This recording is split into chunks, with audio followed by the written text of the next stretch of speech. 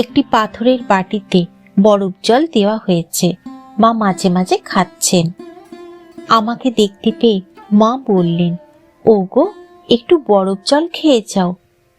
মায়ের প্রসাদী জলটুকু খেয়ে ঠান্ডা হয়ে নিচে রান্নাঘরে আবার ছুটে এলুম। আজ এত তাড়াতাড়ি করেও যেন কাজ আর সেরে উঠতে পারছি নে। সন্ধ্যার পরে পাশের ঘরে ভোগ সাজানো হলো। মা এসে গোলাপ মাকে ঠাকুরের ভোগ নিবেদন করে দিতে বলতেই তিনি বললেন, তুমি দাও, তুমি উপস্থিত থাকতে আমি কেন? তখন শ্রী শ্রী মা নিজেই ভোগ নিবেদন করতে বসলেন এবং আহা, কি সুন্দর সাজিয়েছে বলে তারিফ করতে লাগলেন। এইরূপ সবেতেই বালিকার মতো আনন্দ প্রকাশ করে আমাদের অপরিসীম আনন্দ দিতে লাগলেন। ভোগ দেয়া হলে মা ও অন্য সকলে প্রসাদ গ্রহণ করতে বসলেন।